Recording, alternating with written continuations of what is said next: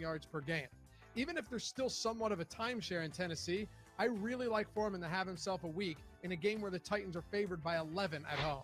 Just to quell your fears on a couple of guys before we keep moving, Amari Cooper, Corey Davis, and Elijah Mitchell should all be guys that are in your lineup this week. No, Mitchell didn't have a great performance last week, but he did have 27 carries and should once again be in a very favorable game script against the Jacksonville Jaguars. Meanwhile, Corey Davis, not exactly the most exciting season thus far, but whether it's Zach Wilson or Mike White, he's going to be targeted in a game where both defenses stink and will likely give up a lot of points. Finally, Amari Cooper. His best game since week 1 came with Cooper Rush, not Dak Prescott at the helm. Awful, right? But at the same time, in a game with the highest total on the entire week against the Kansas City Chiefs with a 2.5-point spread, you have to go back to Amari and take those shots, even if Michael Gallup is healthy now. I normally wouldn't have much interest in a player like Devonta Smith against the Saints, but this week is different. Smith has looked fantastic over the last 2 weeks, and Jalen Hurts is coming off by far his best game as an Eagle. They lost Dallas Goedert to a concussion last week, though, and I really wouldn't be surprised to see him sit on Sunday. That would leave Philadelphia with a dearth of receiving options and a matchup against the Saints team that's holding opposing run games to a league-low 73 yards and 3.1 yards per carry. Philadelphia has one of the best run-blocking lines in the league, though, so I don't think they'll be stonewalled on the ground. But I would definitely look for Hurts to attempt more passes than he has over the last couple of weeks. But even with low passing volume, Smith has been the wide receiver 2 and the wide receiver 8 over the last 2 weeks, with 9 receptions, 182 yards, and 3 scores with a 30% target share. So while the Eagles are running more, they've become way more efficient throwing the football as a result, and that's to be expected. They're small home favorites against the pass funnel defense, and full disclosure, I still think the Eagles are going to try to run given the recent success, that's seeding just shy of 300 passing yards per game over the last 3 weeks. It's going to be hard to get away from Smith right now given his recent production. If you love fantasy football and you haven't played daily fantasy football yet, well, I got an amazing offer for you. And my only hesitation in telling you this is that you're just going to stop watching my videos here on this channel. But that's cool. You can head over to our main channel, the DFS one, and, well, we'll be square. But check this out. If you sign up for Yahoo Fantasy as a new user, got to be a new user, using the link below in the description and deposit just $10 or more if you'd like, but only has to be $10. You will get 1 full free month of Awesemo Plus Platinum. That's everything on the site. And it's not just football, baseball, basketball, hockey, PGA, MMA, NASCAR, even esports. If they have contests out there, we've got content for it. And all of the tools you need to win at Yahoo as well. Ownership projections, player projections, top stack tool, boom bust tool, the lineup builder, and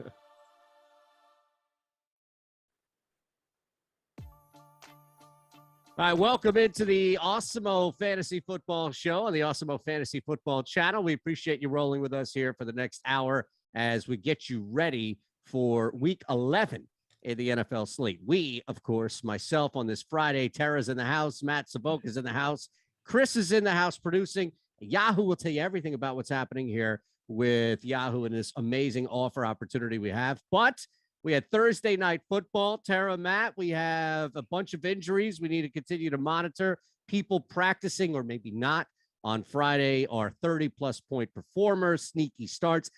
Very juicy hour ahead of us. How's everybody doing? Enjoying that Thursday night game? It was pretty much as expected. I think Matt Ryan and the Atlanta Falcons, Tara, I think are cooked. And I don't think I'm rewriting any, book, anything like that, or reinventing the wheel with that statement. Yeah, the Falcons were very much so as expected. I think we know where this is heading for the rest of the season. The Patriots, I was a little hurt. I'm not going to lie. This running back situation is not going to work out very well for me. I'm sure we will talk about it, but that even split is going to drive me insane with Damian Harris and Ramondre Stevenson. Oh, I know it. It's driving everybody mad, Matt. I'm sitting there with the same game parlay that I built 5 legs from Odd Shopper. All I needed was one more completion from Matt Ryan, but he throws the pick 6 and then gets benched for Rosen. So that's how my night ended. I had to sit there and watch all of that game for that one. Oh, that is just brutal. And Atlanta moves to 4-6 on the year, but it feels like 4-6-6-6 because they are just like on a highway to hell. They're still looking for their first points of that game. It's just, what is also terrible? It adds insult to injury here is that the Falcons are 1-4 at home. That insane stadium, Mercedes-Benz Stadium, that looks like it's going to lift off the ground every time they show its aerial view. That's what it looks like to me. They're 1-4 there. Matt Ryan looked immobile after that early injury, or he got nicked up in the ankle. Clearly wasn't himself. The offense wasn't itself. Clearly missing a number 1 wide receiver, and the Patriots took full advantage last night. Yeah. So let's look at it. And I think there are a lot of questions that came from last night, I think, moving forward. But some of them, maybe all of them, were already there, right? And Tara, you mentioned the Patriots backfield. It's not like last night was an anomaly. We've been questioning this. We've been trying to figure this thing out long before this year, even. It seems like it's just the norm up there. But again, last night they dominated a football team. It was still kind of hard to extrapolate anything, I think, consistent moving forward. But clearly, Harris, we have an idea of how this thing should work in our heads, but it's always Belichick who can turn around and just completely go the opposite and have, Bolden with the leading carries. Yeah, it's wild. It's hard to trust it. I mean, we went through the season having Damian Harris had multiple 100-yard games. I mean, you were feeling kind of good about it. The attempts were low. I mean, there were, games where it was like 14, 15 attempts, and then he was, removed for who else or whoever else was going to step in and take some of those carries. The emergence of Ramondre Stevenson, though, I mean, him coming on last week, and my hope here, at the very least, is that we now know that it is going to be Damian Harris, Ramondre Stevenson, and Brandon Bolden can take a backseat. And at least we can work with that kind of split. But again, you get kind of concerned because you look at the snap count and it's really not that much different between the 3 of them. So it's just a matter of who gets the opportunities. Hey, I mean, I agree there, and it's going to vary week to week. It's going to vary based on the opponent. It's going to vary based on the game script. But I will say this backfield just feels entirely different and even more in flux than usual without James White as that receiving anchor that we've seen. And, he went down earlier this year, but, dating back to his time at Alabama, we have just not seen Damian Harris ever command a target share. So we knew somebody needed to step into that role. And this is one of the values of paying attention to preseason football, because Ramondre Stevenson popped during the preseason, had a few great runs, albeit late against, late 3rd, 4th stringers. He still did it there. So once he started gaining ground, once he had a great game last week, it's kind of not surprising that they were at least going to give him run, at least give him a shot. I even wrote in an article this week that you need to try to trade Damian Harris before Thursday Night Football, because once people saw that split, I don't know what you're going to be able to get for him now. Yeah.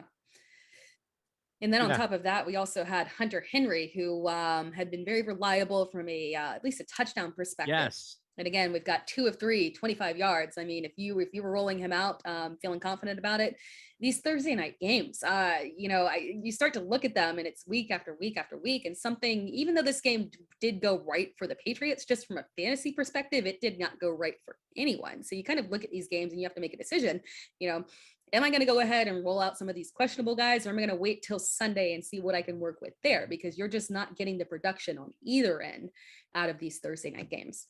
That's actually an interesting point, right? From a strategy standpoint of, look, if it's someone like Cooper Kupp, then you're going to play him no matter what on a Thursday night. I get it.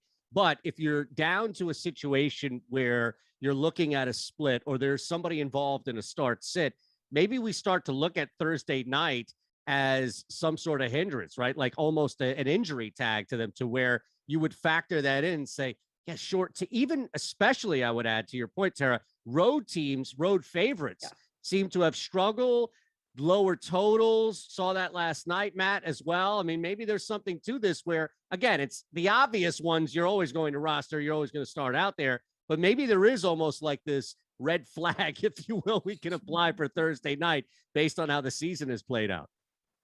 I don't think it's a crazy idea to give some sort of small modifier. As a data nerd, I do feel like I want to back test this and check it out before I give some sort of definitive yes, no. But I understand the point. And even just from a physics standpoint, a biology standpoint, you got hit on Sunday. It's harder to get hit again on Thursday. That isn't rocket science here. So I do understand it. I'm not going to get away from good offenses in good spots, which I could argue that the Patriots were exactly that. I can't believe I'm saying this, but they're top 10 in PFF's offensive grades, and that's before crushing the Falcons last night. So it feels weird saying that the Mac Jones-led Patriots are a top offense in the NFL, but even before the defensive touchdowns got this one out of hand, they're playing excellently, incredibly efficiently right now. Sure. All right, let's look at the other side of it. Matt Ryan, at this point, I don't really know what people are expecting. The one area, though, is who he's throwing the football to. Kyle Pitts, odd shopper, had that for heading into that game just to fade, and a lot of the unders all around there. But Kyle Pitts is really going to be the one guy, not only this year, too, but I'm curious as far as, if any dynasty strategy. But from last night, it's, again, the short week, you factor that in, but it's hard to ignore, right, Matt? We'll start here. It's hard to ignore just how bad this offense is. Yeah, it's almost to the point where it's unplayable. He probably can still play Cordero Patterson when he's healthy, just based on the amount of overall touches he's likely to get in any kind of game script. Basically, he's a running back who gets guaranteed 5 targets and sometimes way more than that. So that's fine. But Kyle Pitts would be an excellent, and I do mean excellent, number 2 option in a competent offense. It is a lot to ask of a rookie tight end, even one as generational as Pitts, to come in and be the focal point of an offense that is an underdog at home. And, Bill Belichick has that history of trying to take away that number 1 option. You can believe how true that is or not. It still certainly proved true last night, where he struggled to get open all night. And in the times where he was open, it felt like everyone was in Matt Ryan's face, hence his inability to throw to him. I still think from a long-term standpoint, Pitts looks like one of the best tight ends we've ever seen. He could easily have the career of the next Travis Kelce. That is firmly in his range of outcomes. This season, I kind of feel like if you've got him on your team, he's a solid deadline move, a way to get a big deal done. Yeah, I completely agree. If someone would do it, I definitely would, because I just don't see this really going anywhere for the Falcons. I mean, you look at Matt Ryan, he's just been, he started off the season fine, but it seems like Calvin Ridley not being in this offense is just woefully affecting him. You look at the fantasy production that he's had, in 8 points in week 8, week 9, he had 29 points. So it was a big boom game for him. But then after that, we've got 3 points, 4 points last night. It's just been a disaster for them. And I think we definitely closed the door on Mike Davis, not seeing Cordero Patterson in there. We could have hoped that he would be a little bit more involved.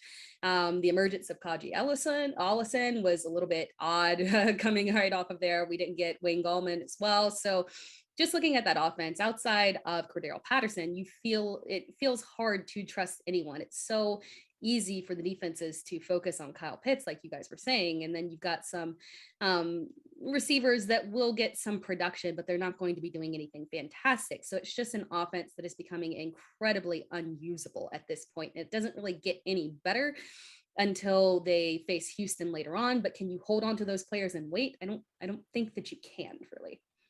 All right, let's start looking ahead. We do have a bunch of start sits in the chat. Want to get to that, hit that thumbs up button.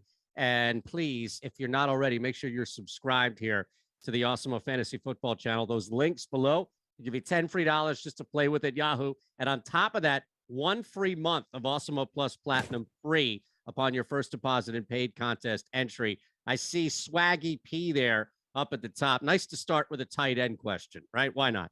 Conklin or Uzoma? Matt, you want a first crack at that? Yeah, repeat it one more time as I pull up my rankings here. Conklin or Uzoma? Okay, I got Conklin. It's a slight, They're both solid matchups, to be honest. If you just look at the defensive metric I look at, schedule adjusted fantasy points allowed. I have a slight projection bump for Conklin. It's about 1 point higher. So I'll go there, but not going to say Uzoma's unplayable by any means.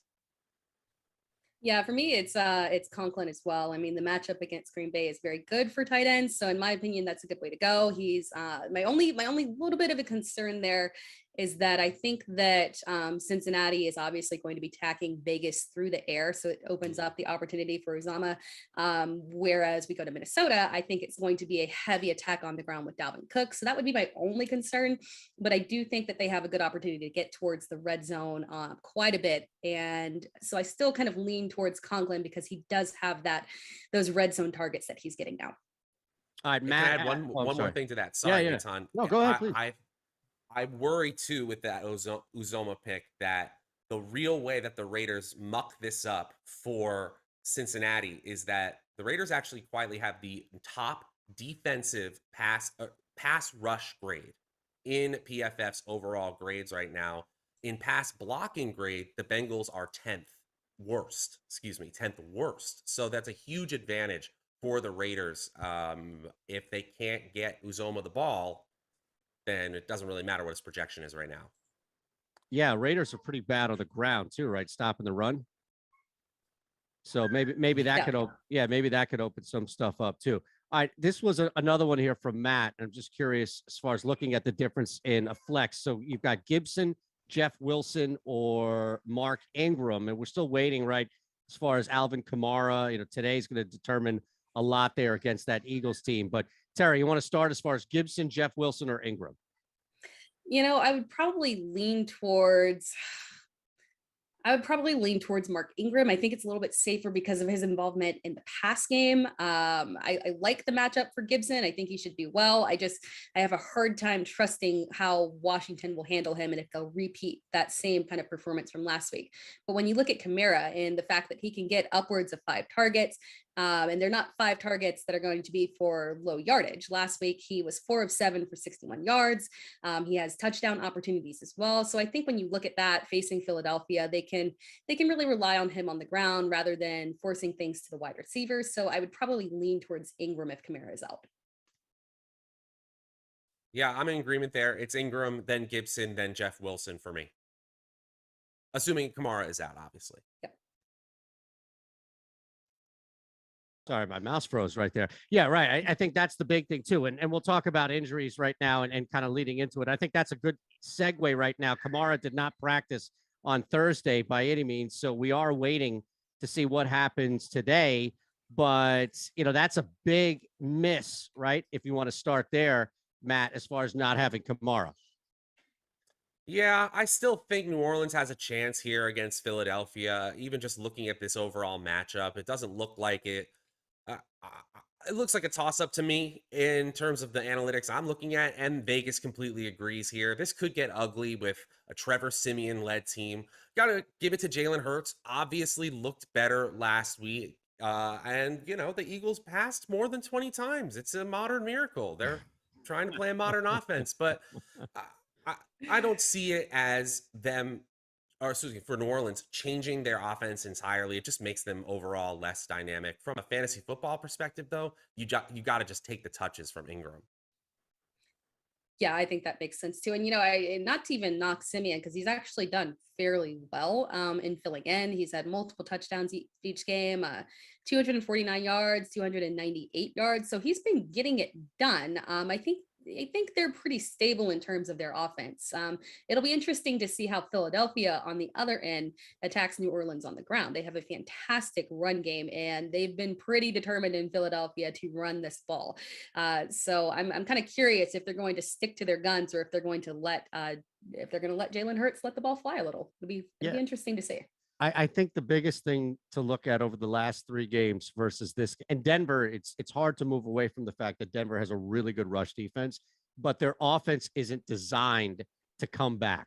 It's just not, right? So you take 2 running backs that are a key part of that offense really out. It's a little bit in the passing game, but for the most part, with the quarterback combined with really the strategy and philosophy, that's just not there. So Philly got up and then was able to run out. Detroit even the Chargers run defense, just nothing really to write home about. They were able to move the football. This is where I get concerned. And it's like a human tendency, right? You're trying to move away from a habit, and then you get 2 or 3 days removed from the habit, and then you jump right back to it. And that's what I think is going to happen here, where the Saints are going to shut down running backs, and then you might see 35, 40 attempts from her. As a fan of the team, trust me, I don't want to see that. Yeah, you know what? If he throws that much, the Saints defense are a low key good play, because turnovers could easily happen in that game. And you know what? Hurts could get there anyway. He could have a solid performance based on rushing, scrambling, and even just as a passer making it anyway. But I think the Saints defense could absolutely force turnovers here. One area we have seen the Saints slide back is in that pass rush ability. They gave up some star power in free agency this past year, and it's kind of shown on the field. They are much lower in PFF's pass rush grade than a year ago. Still, it's a toss-up. I mean, Philly's got a chance, but Hurts, he's probably going to have to pass more than 20 times and pass well. Yeah, I think to all of this, and we'll move on and take a couple more start sits here, but just back to that game flow, this is going to be more of that early to early midseason Hurts that was dominating in the fourth quarter because they were trying to come back. Now, all of a sudden, that defense for New Orleans is going to be a little softer. The rush defense is against running backs, people like design runs. That's where Hurts can get some open space. So, yeah, inadvertently, it does kind of revert us back, if you will, to that earlier part of the season. All right, let's look at a couple of more here, and then we'll bounce back as far as, I saw this one, kick plugs. Stafford on the bye. So who should he roll with? Justin Fields or Cam Newton? Now, I can't imagine that either of you are going to say Justin Fields on this one, right? Or is that just my Cam glasses on? Tara, you're not going to go Fields here, right? I will say I'm going Cam Newton, but I will say I love Justin Fields in DFS this week. Fields to Mooney, I really like that. But season long, yeah, I'm going to go ahead and go Cam Newton. Yeah, Newton is higher in my rankings. Like, let's be honest, we have no idea what his pass strength is like, what his shoulder is like in a full game environment. We really don't know. I still believe that he can rush like any quarterback, like no other quarterback we've really seen, with the way that he can rush with power compared to all other quarterbacks who tend to rush with agility. Not taking anything away from the Kyler Murrays, the Lamar Jacksons of the world there, but higher in my rankings. Washington has been very bad in schedule adjusted fantasy points allowed, despite having a really nice game last week against Tom Brady. I'm still going to go Cam. It's close. I'll say it's close. Yeah. No, okay. It's closer than you would think. Yeah, maybe then I painted it is what you were saying nicely. Right? Yeah, I think it's tough because they have the same upside, that rushing upside. So when you look at the argument, you say, okay, well, Cam, he'll get the goal line carries. They'll, if he doesn't even, get to 30 pass attempts, I'm not super worried about it. But it's literally the exact same scenario with Chicago, where, if you look at week 8, Justin Fields was a top 10 quarterback. He threw for 175 yards, but he had 100 yards on the ground. So he has that same upside to where he can get there. There's a scenario, especially in this matchup against Baltimore, where I'm not super afraid of him, but I'm still probably going with Cam. All right, let's keep it moving here. We talked about Ingram, Kamara, DeAndre Hopkins officially out. So this again seems like it's been more of a repeat conversation about what to do with ancillary guys around, but we also have had the quarterback spot, Matt, to deal with. So Arizona, you have to deal with DeAndre Hopkins being out, Kyler Murray, GTD, but still trending, right? Like he's going to play. What happens now with the receiving core?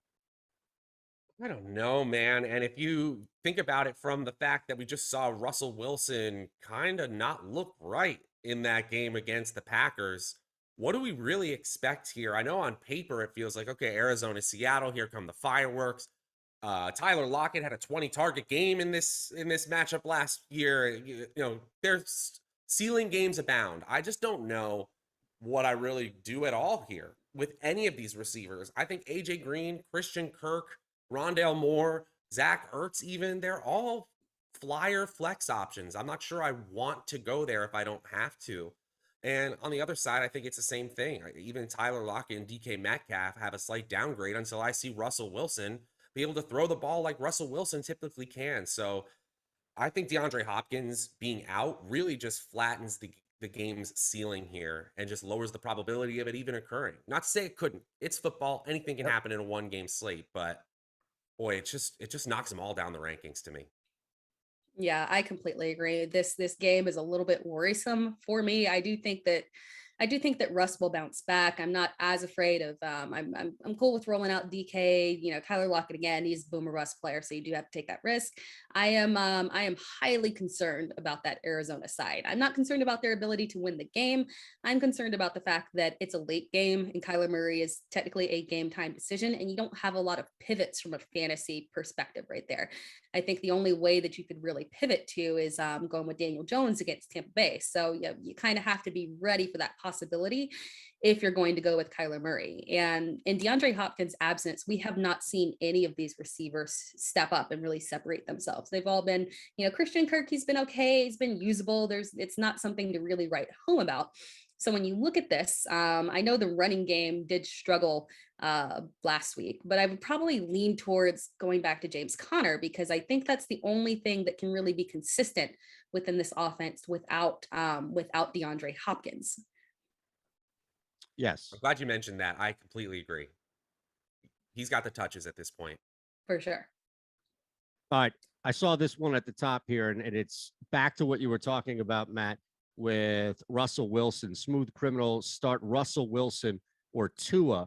And again, it speaks to the uncertainty that you spoke about with Wilson kind of not looking right.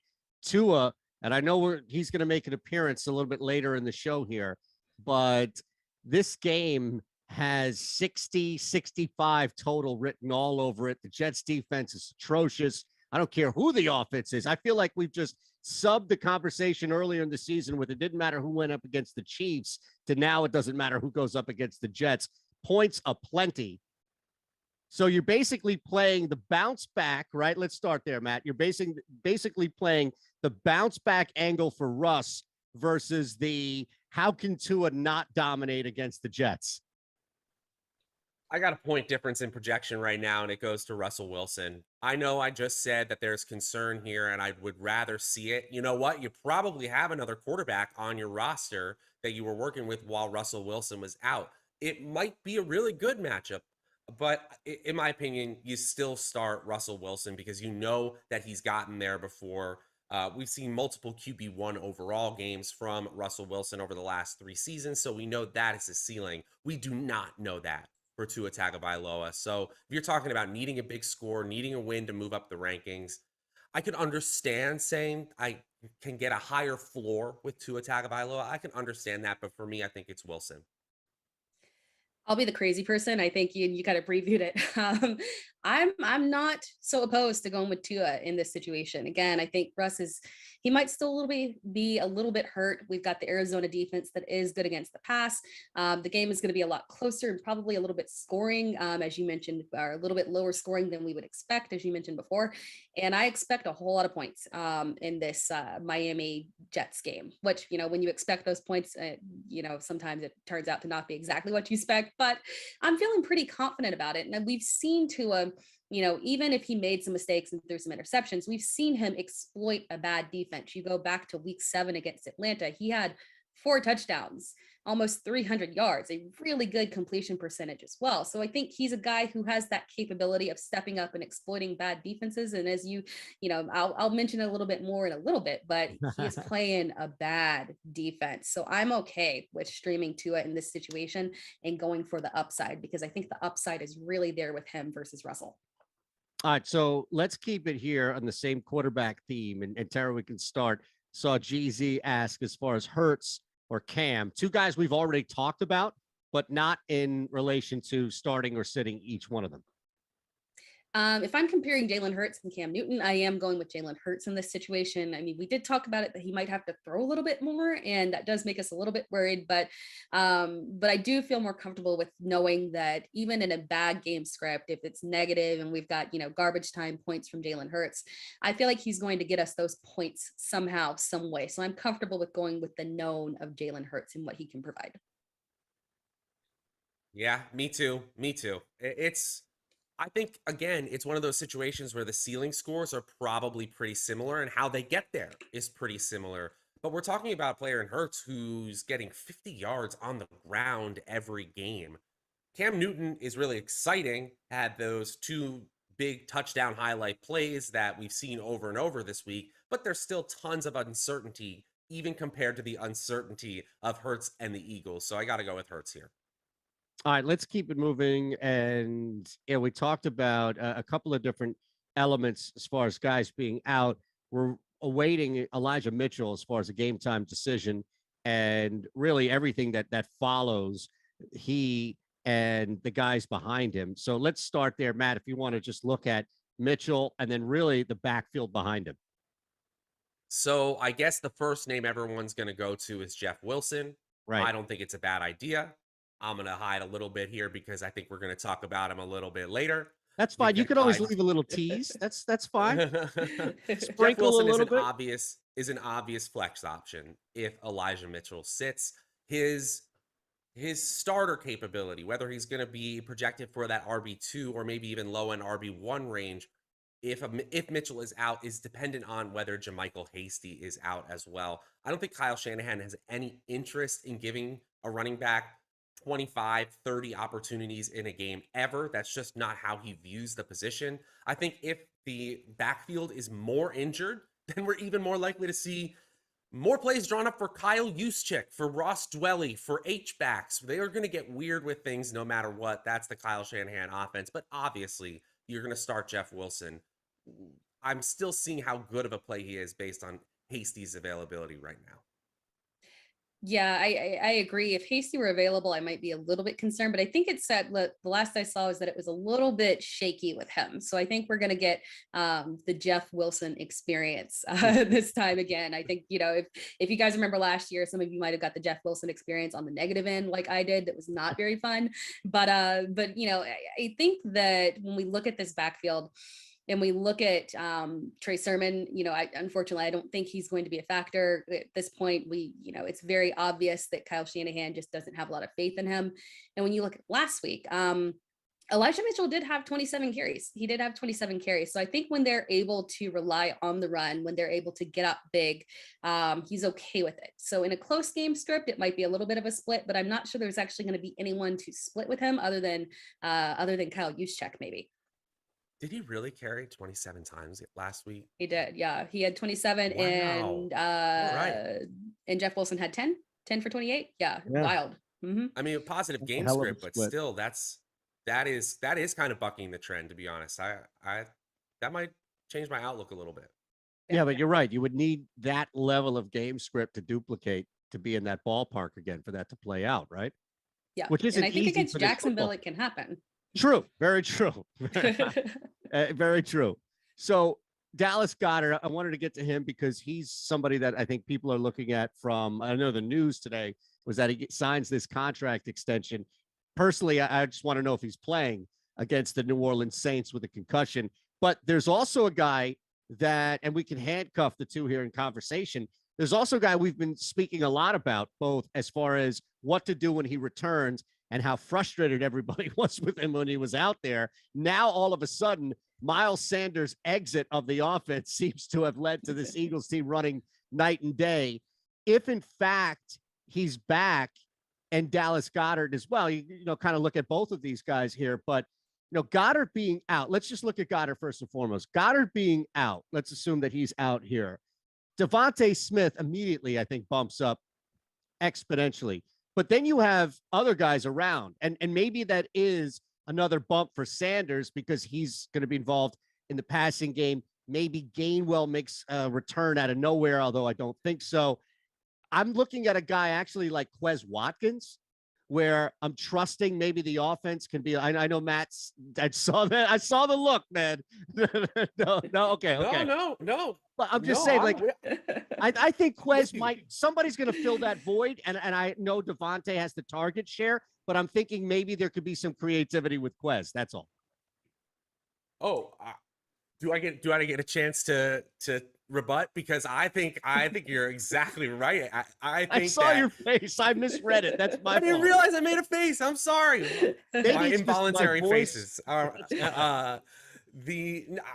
I am worried about Devonta Smith going against Marshawn Lattimore with no Dallas Goedert to pull defense on the other side. And so the only place where New Orleans is vulnerable is via the pass because they have such a strong rush defense. And they have one solid cover cornerback. So with the Eagles having one solid outside wide receiver only, that is a recipe for disaster in the passing game, in my opinion. So you got to have someone step up in the slot. I think the first person you look to is Quez Watkins. I think the logic is completely there. I don't love it, but I think as like a second flex play, it's fine. Well, I have good news for you guys. Nick Sirianni just said that it is likely that Dallas Goedert is going to be able to play. So I don't think that we'll have to go to this scenario. But and breathe. But in the event that he didn't, I completely agree with you guys. Getting back to Miles Sanders, I don't know, man. I'm concerned.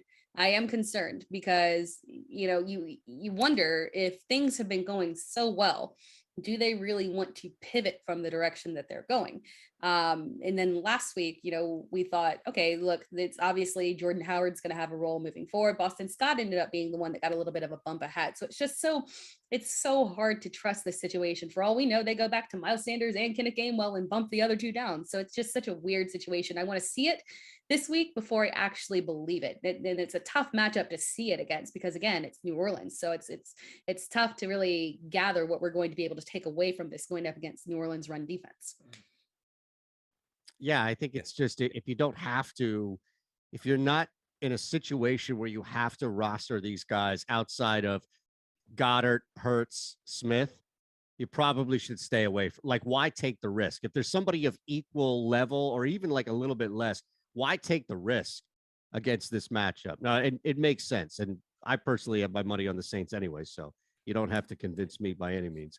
All right, let's look at the Ravens real quick. We'll touch on the Seahawks, get to our 30-plus performers, sneaky starts. We have a lot. Hit that thumbs up button, please, if you haven't already. We appreciate a lot of start sits out there that we'll get to before we get out. And also make sure you're subscribed here to the Awesemo Fantasy Football channel below. We have 2 links for you from Yahoo. One, $10 free. Click on that. You've got $10 to play with. And then also, if you're new to Yahoo, haven't signed up yet, don't worry, we have you there too. Use our promo or use that link, sign up, and you'll get 1 free month of Awesemo Plus Platinum. Lamar Jackson is back to practice, so clearly no issue as far as him not playing this week. We still have Marquise Brown questionable with that thigh. It's just, I guess, a matter of continuing to kind of identify people around Lamar Jackson, Tara, that make the most sense. Yeah, when I look at this game, I mean, honestly, I want to start both. I mean, Chicago's defense, it's been a little touch and go in terms of their pass defense. So when I look at this game and the fact that the Ravens don't have a strong running game, the fact that they're really comfortable with letting Lamar be the leader, passing the ball at a higher amount this year, I do suspect that this injury situation with Hollywood Brown isn't very serious. It might be more of a maintenance situation. In that case, I'm comfortable with rolling with Hollywood Brown. I mean, again, they've had a couple of rough games in terms of the Ravens overall, but the targets have been there for him. So when he's getting those double-digit targets, I feel comfortable with Hollywood Brown. I also feel pretty comfortable with Bateman as well. He's coming along. He's got a good target share. He's been productive with them. He's just missing that touchdown component. But when we look at the matchup against Chicago, this is a situation where that could finally come in for him. So when I look at the pieces around him, I feel comfortable with Mark Andrews. I feel comfortable with Marquise Brown, and I'm feeling comfortable with Bateman as well. I really don't have much to add except for the fact that this is turning into an ideal fantasy situation in the Baltimore offense because there's so much to like about Lamar Jackson's rushing upside, and there's so much to like about the fact that their passing game is now concentrated and moving towards the middle of the pack in the NFL in volume. We've got 60% of the targets in the last 5 weeks concentrated to 3 players. We've got 58% of the red zone targets concentrated to those 3 players. So if one is out, obviously the other two become smash plays. But also, just from a macro perspective, you can probably still get these Ravens wide receivers or Mark Andrews on the fairly cheap compared to the elite options at their position. And they're getting a ton of offense in every game, and their quarterback is Lamar Jackson. Yes, he's going to Right. have games where he rushes for a bunch of touchdowns, but it's just an ideal spot against any defense that isn't absolutely elite. So Chicago isn't. Khalil Mack is out for the year. I just saw he's going to get foot surgery. That just came through the news as we were getting on the air here. And talk about the air getting deflated out of that defense. Their heart and right. soul leaving there, and their metrics down from a year ago. So I think it's full speed ahead for the Ravens. Yeah, that's interesting, though. I wonder, because we talked about this earlier. You mentioned now injury with Mac and just how bad this defense is. Actually, that's fine. I don't want to open up the Justin Fields conversation again. Let's look at Seattle's running. We talked about Seattle, Arizona. Let's look at the running backs real quick. Interesting question about a redraft with Derrick Henry. Want to get to them, our 30-plus point performers. So Matt, will flip it back. Alex Collins, we know, is questionable. Chris Carson still on that IR.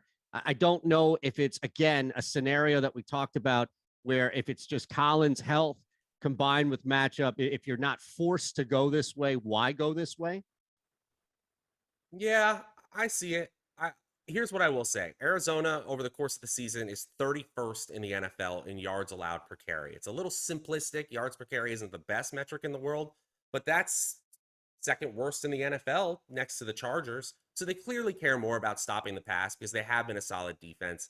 Alex Collins probably gets enough opportunity and might just luck into a fairly efficient day. You probably would like to go elsewhere if you could. Yeah, from my perspective, again, I'm really trying to avoid it. Again, this is turning into a little bit more split than we would like. We saw him with 10 carries. We saw Rashad Penny getting 7 or 8 unproductive carries as well. It's just not looking good over the past couple of games.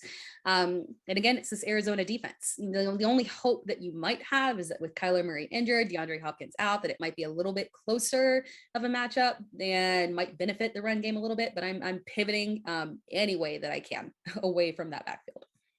I just want to add that actually Rashad Penny did not play a single snap and was completely outplayed by Travis Homer. The only reason I'm seeing that flux is one of the reasons, maybe if Carson, again, this is all contingent on Carson being out. If Carson is out, then I think they trust Collins a little bit more than I realized. So that changes clearly. Okay. So AB had a question about Derrick Henry, and just curious what y'all think here. Off topic, but someone dropped Derrick Henry in his league. Is he worth rostering in redraft for that potential late season comeback? So I don't know if there's any value there in that. Matt, we can start, then Tara on that question with Derrick Henry in the redraft. It's really simple for me. If you've got an IR spot in your league and the answer is yes and it's free, go for it. It's fine. I saw you answer that too in the chat. Sorry. Yeah. If not, you can leave it be. Yeah, my perspective, you never know when your commissioner might say, hey guys, you want to make this a keeper league? So yeah, go ahead and add him, put him in your IR spot if you got it. So, you never know when we might make a league transition. Just be safe. Yeah. You prepare ahead of time, not bad. Exactly. Can't go wrong with that strategy in life for a redraft here.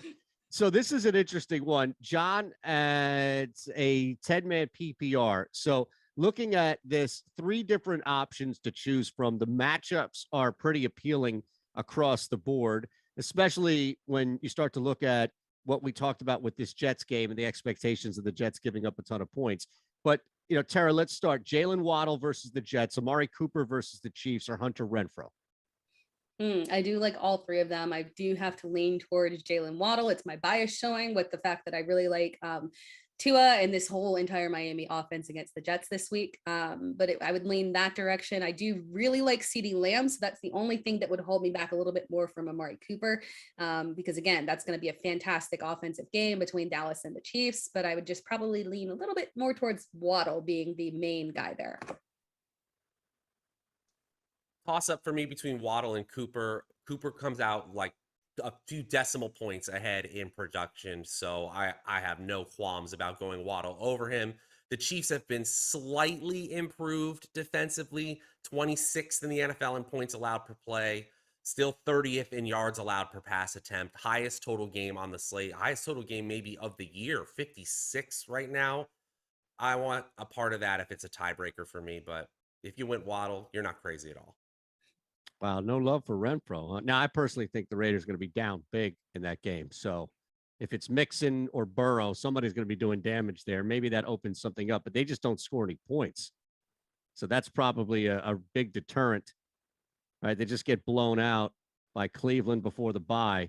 All right, one other here as we start to hit our 30-plus point performers. We've been talking about him, and you have shown an immense amount of restraint, Tara, knowing that this is your guy heading into the weekend, and he's been brought up like 5 different times. So why don't you start with your 30-plus point performer?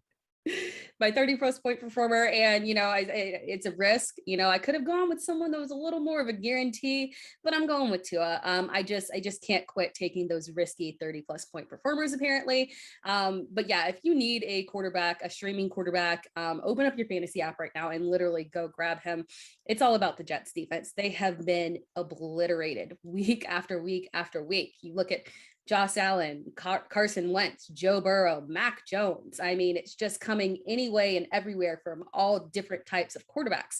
And you start to see this pattern, and you don't want to push the luck, but you have to say that this is just a situation where Tua is going to thrive.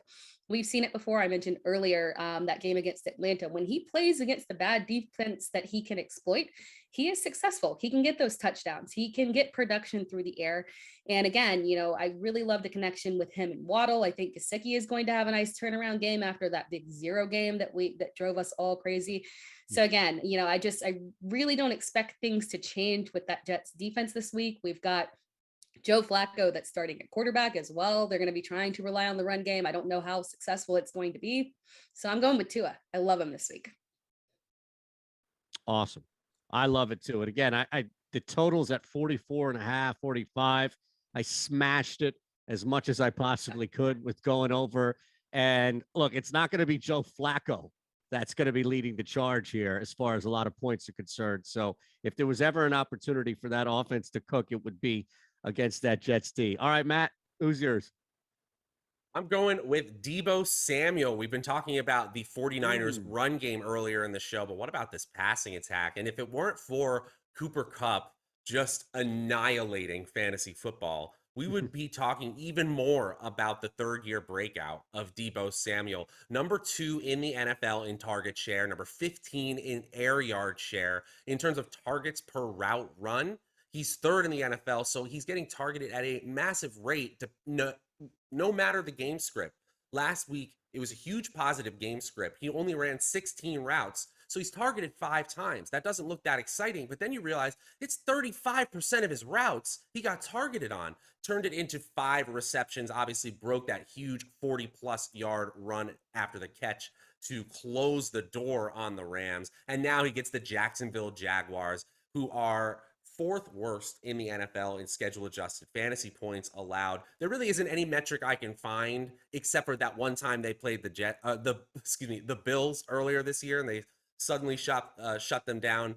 There just isn't much to like about that defense right now, and there is a lot to like about the way the San Francisco offense is playing. Garoppolo's playing efficiently. Deebo clearly the number 1 option. Kittle is there too. I just love Deebo Samuel as my 30-plus pick this week. I could definitely use him in our league. So from your lips, my friend. Absolutely. So let me round out here. And again, we talked about this game. We talked about the flow kind of benefiting Cincinnati. Raiders defense against the rush, 27. They give up a lot of yards. I know Cincinnati's rush offense isn't stellar, but this is a perfect opportunity to stuff the ball down the Raiders' throat. I personally think, I mean, not saying anything as far as a major leap here, but Vegas just looks like they're on the verge of being cooked right now. I'm going to take advantage of that. Joe Mixon on the ground, a touchdown, 6 straight. There are going to be plenty of opportunities, especially since I think Cincinnati's going to be up on the road trying to get out of there. What a great time to run the clock out against a really bad rush defense. That means a couple of big gains, maybe an 8 to 12-yard gain or two at the end of that second half. So Mixon, a little bit of a risk. I get it because the rushing yards overall for the team hasn't been there for Cincinnati. But again, I'll favor the matchup against the Raiders here and say that Mixon's going to be the guy to do it. So that's my guy. I like it. Shred away if you hate. No, I like it. I think it's, Cincinnati is going to thrive, in my opinion, this week. So I think Mixon, I like the concept of Cincinnati getting up and then Mixon taking over. All right, Matt, why don't you start off with our sneaky starts, maybe a little under the radar, maybe a name people would fade, or maybe just somebody that people aren't talking at all about. Yeah, and I think this is a player who probably has been sitting on your bench in most fantasy leagues and getting those middling fantasy scores. So I do want to say that this is a go week if you weren't sure about it with Jarvis Landry. Obviously, the passing offense is not the way that the Cleveland offense wants to succeed in any game situation, and they get Nick Chubb activated from the COVID-19 list. Those are the warts on the profile. Still, Jarvis Landry is commanding a 25% target share and a 31% red zone target share since week 6. He is clearly the focal point of the offense, and with Odell Beckham out, they need a leader on the outside of some capacity. If that is going to be one person, it's going to be Jarvis Landry. I like the really, really sneaky play of Donovan Peoples-Jones might be floating around on a waiver wire, big play guy, but I still think if you're looking for one play against the Detroit Lions, who just have a putrid defense, really, they've been terrible against every position this year. I think you do way worse than Jarvis Landry. I think you could start him with confidence this week. I like it. All right. What about you, Tara? For me, we've talked about this first guy multiple times throughout the show. It's Jeff Wilson. And I like the pick of the 30-plus point performer of Deebo Samuel. I think it makes a lot of sense. I think that they're, if Jacksonville, they're not particularly good on defense, but if they've got one thing that they're kind of sort of good at, it is against the run. So I do think that they're going to be attacking through the air. I think that gives them the opportunity to get up early. And then I think on the back end, kind of the same concept with Mixon, I think that they're going to be able to rely on Jeff Wilson on the back end to kind of just roll out the game after not actually having a struggle at all, in my opinion. So I think that's kind of the direction that it's going to head. When you look at Elijah Mitchell and the amount of carries that he got last week, we mentioned he had 27 carries. Jeff Wilson had 10. They ran the ball a total of 37 times, which seems kind of insane. But when they get the opportunity to get up against bad teams, they're going ahead and they're relying on that run game versus having Jimmy Garoppolo go out there and just throw for an excessive amount of passes once the game is pretty safe. So I feel comfortable that if Elijah Mitchell is not playing, I feel good about going with Jeff Wilson and the ability for him to get a lot of those points on the back end for San Francisco. I like it. Anything to add, Matt, or I'll give you mine here. And this I think we broke. Yeah, go ahead. Sorry. We broke this one down earlier. I think he's in a great spot. I totally agree. So normally I'll have one like just now with Joe Mixon where I'll offer it up with a state or sense of conviction. This one I was a little perplexed about, and I'll even go to Odd Shopper because from our player props on site from Awesemo with Alex to Odd Shopper, which is aggregating it here in PA, if I sort on player props across the weekend from largest to smallest on expected win, Kadarius Toney comes up as the second best chance to win a player prop by going over 36.5 yards. He's projected at 64.5. So I immediately go back and look and think, all right, well, he hasn't hit 64.5 since that explosion against Dallas. He's hit 36 just once. That was 3 games ago, and things are working on a downward trajectory. So, Matt, Tara, what am I missing here where everything is pointing to Kadarius Toney to blow up, except for recent history. I think it's literally just Joe Judge and Jason Garrett and the fact that nobody trusts them to do the right thing and throw the ball to Kadarius Toney. I can't imagine that it's anything else. We've seen Darius Slayton has literally disappeared. He has disappeared from this offense. Even when there were opportunities with injured receivers, he just hasn't provided. We've seen that Sterling Shepard more than likely isn't going to be playing this week. We've got Kenny Golladay, but how much do we really trust that and trust that he's actually really healthy? So I think Toney makes a ton of sense. He's healthy. If he's good to go, I just can't imagine that he's not going to have that similar performance as the first time where he had that big blowout game where coincidentally Sterling Shepard was out. That's true. Yeah, I think Sterling Shepard being out adds a significant boost to Toney's median and floor projection. So that is a big reason why we have a difference in feeling. But I do look at the routes run again for Toney and then see how often he was targeted. Before, he just had one target in week 9 on just 17 routes. He was being targeted above that 30% clip, even though he had not been productive in weeks 6 and 8. So I know it's been a long time since that 10 reception, 189 yard explosion game against Dallas in week 5, but I tend to trust our numbers. So if it's saying go on and over, I'm going with it. Me too. That's the thing, is I keep coming back to Alex and our set of numbers and projections, and I'm thinking, all right, well, what the hell do I know? I'm just going to follow what I'm told. By all means. All right. So look at both of y'all here, ending on a tight end note. Did you combine for this here? 2 sneaky starts. Matt, why don't you start here? Tara, we could wrap it up with your final 2 sneaky starts. And I see both in the same position. Yeah, I think really what I am chasing is a little bit different of a game script than the Mixon 30+ game script that you described earlier, Eitan. Right. And that's the beauty of fantasy football sometimes, right? We can build our rosters, especially in DFS, but in season long as well, with different game flows in mind. And then obviously with those different game flows, different players succeed. And so I do think that there's a scenario in this 49-point total game where CJ Uzomah gets there for the Cincinnati Bengals instead of T. Higgins or Jamar Chase or Tyler Boyd, who would be the first people you think of besides Joe Mixon. Uzomah really just has enough opportunity and has a high game total where I'm not overthinking it beyond that. But we've also seen him be trusted in clutch situations. It was earlier this season where they had the game on the line against Jacksonville in the 4th quarter, and they audibled specifically to a screen pass to Uzomah. They trusted him with the game on the line. And I saw some little mini documentary, obviously, on Twitter that went into it. But it's sort of little nudges like that that get me to realize, okay, this is a player that is going to be on there for crucial snaps. And as we can see, he's been up over 80% of snaps in 2 of his last 3 games. So yeah, 4 or 5 targets isn't that all exciting, and which is really what we project him for. But it's that ceiling that he can get there in a pretty good game against the Raiders. All right, Tara, take us home. Oh, I'm sorry. No, I was just gonna say, I like it. It makes a lot of sense. I think we have so many options at tight end right now. It's amazing. We usually are struggling to stream, and we've got so many guys who you can plug in right now. And one of them for me is Cole Kmet. At tight end, I'm really, really loving him this week and really rest of season as well. Prior to Chicago's bye week, Kmet caught a season high 6 of his 8 targets for 87 yards.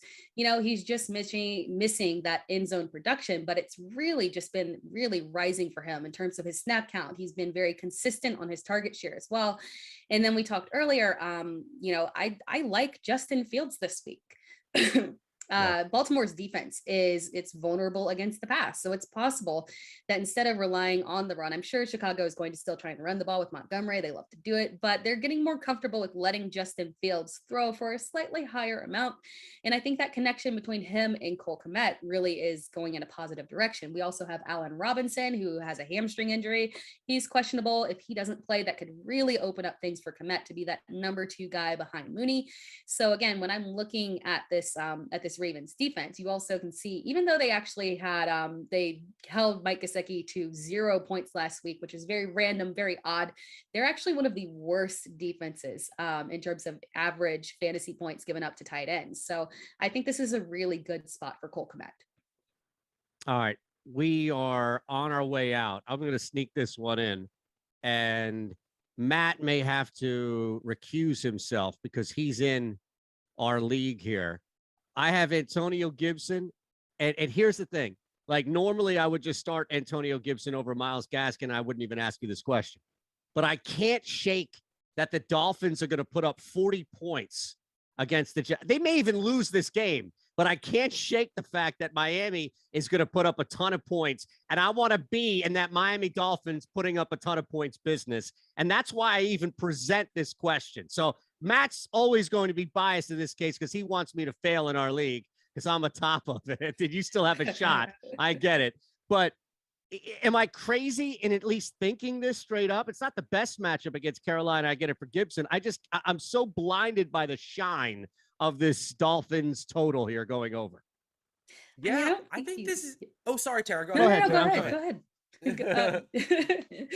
No, I think it makes sense. He's actually someone that I'm in on as well. In addition to Tua, again, I think I want every single piece of this Miami offense this week against the Jets, and it could be a boom game for him. And zero fantasy analysis whatsoever. He's literally just on an every other week trajectory. He was off last week. He's on this week. Go with it. I also think this comes down to what do you really believe? How do you really play fantasy football? Because looking at projections is helpful, but we know if you just looked at projections and got to play the best players with the highest projections and you won every time, this game would be simple. It's not that simple. And so I think it's a fine argument to make that the game environment for Gaskin is too good to pass up against the Jets, who are the worst team in the NFL against opposing running backs. Makes sense. All right, I'll take the advice and go with it. Appreciate you all hanging with us. Have a fantastic weekend. At It's Terra Time, at Draftaholic, at Shander Show. We're all on Twitter. Make sure you say hi.